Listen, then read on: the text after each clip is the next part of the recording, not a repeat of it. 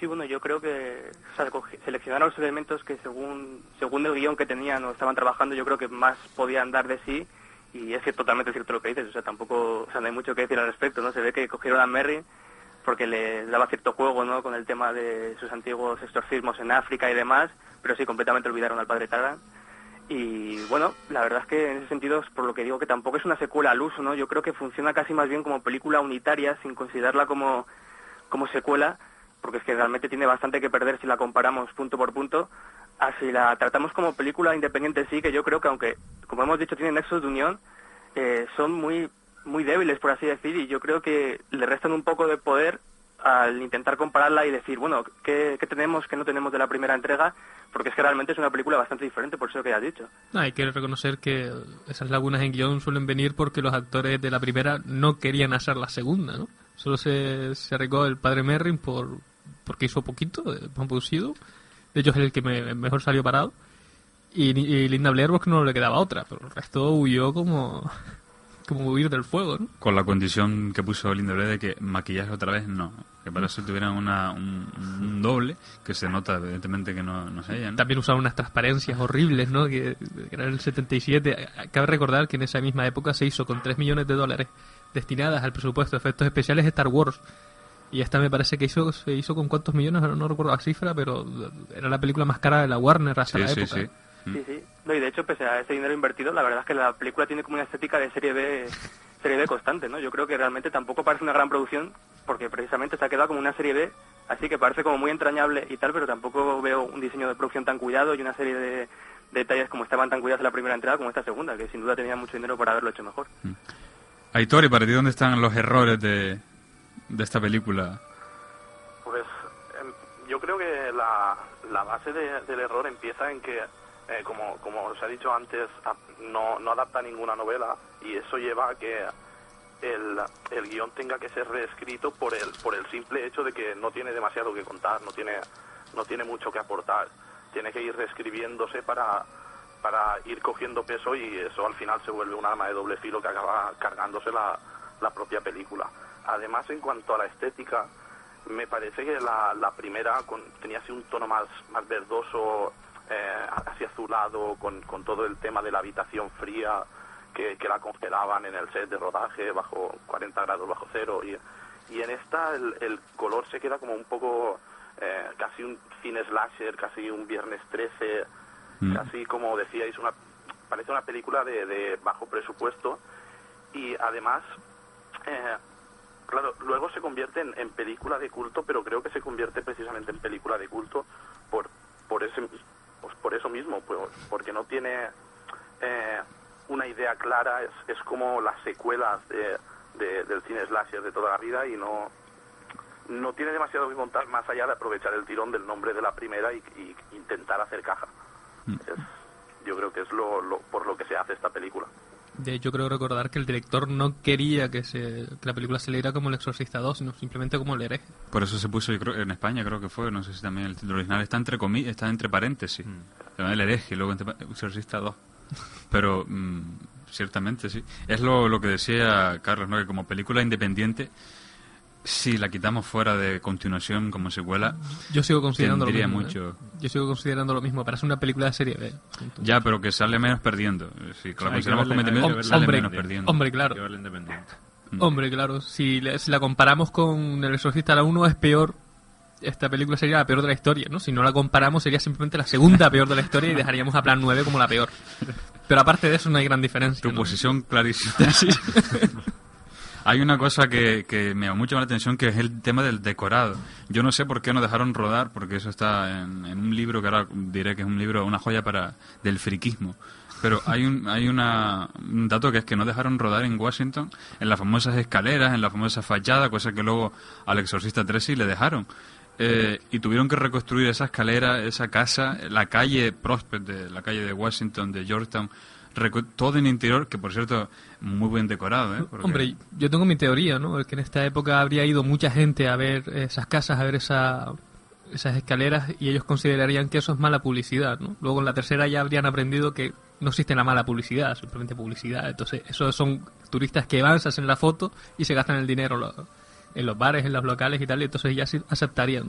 Pero al principio probablemente no querrían que esa localidad se... Pero fue un error porque le daba como un elemento de artificialidad. Yo creo que si hubiese sido calles reales, lo que quería William Friedle, ¿no? Que era el sentido documental, periodístico de una historia. En parte que no estuviera tan ligado a un mismo escenario, viene bien, ¿no? Para poder separar y tratar la película como bien decíamos antes, ¿no? Una película independiente que digamos no tiene nexos fuertes con la primera, ¿no? Sí, solamente el nombre y el nombre de los, digamos, de los personajes, pero en eso cayeron al final, ¿no? Porque al final, en vez de exorcizarla, ahí mismo la lleva a la casa, que es una cosa que todavía no hemos entendido, ¿no?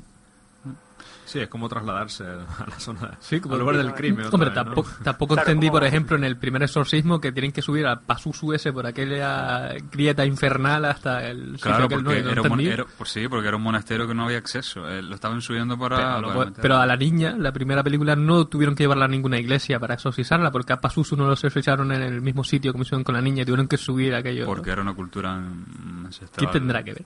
No, sí.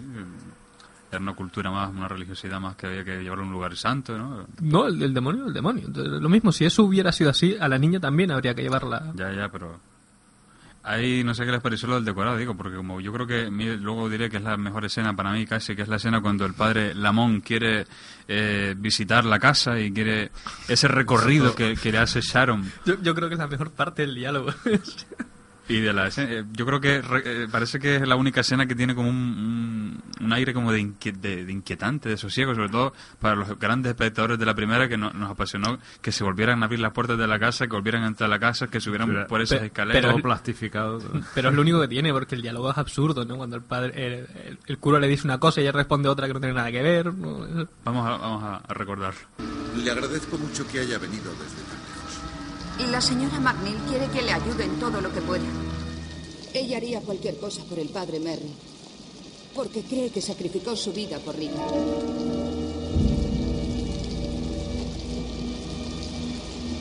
¿Van a santificarlo? El mundo no quiere más santos. No es una investigación oficial. Cuando llegó el padre Merrin, ¿cómo se preparó? ¿Estuvo rezando? No pudo explicárselo la policía, ¿verdad? ¿Dijo el padre Merrin quién era ese demonio? No. Pero ya lo conocía. ¿Cómo lo sabe? Lo llamó por su nombre.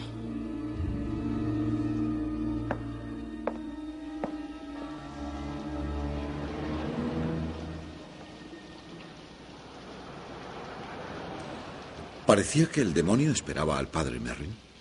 Sí. Y creo que lo temía. ¿Tenía miedo el padre Merrin?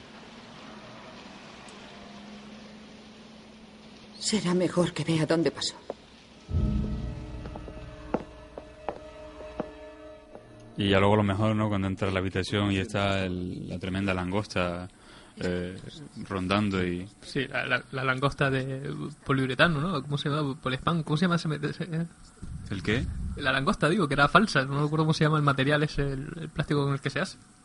No sé, pero algunas sí eran reales, que dice que les costó mucho presupuesto porque se les morían a los pocos días, si no se morían, había que tener otras nuevas y se gastaron un dineral en traer langostas y... Bueno. Sí, el dinero que se ahorraron en decorados, ¿no? Lo gastaron en langostas, por lo que vemos. Pero sí es verdad que esta escena, yo creo que no sé qué les parece esta escena, como para mí yo creo que es la única que se acerca un poco al espíritu de la primera, por ser esa escena un poco, ya digo, de oscuridad, ¿no? Un poco de desasosiego, de la casa y... Para Carlos, que es el gran defensor del hereje, ¿qué te parece? A mí la verdad que me parece muy interesante que se recupere el escenario este de la primera entrega, ¿no?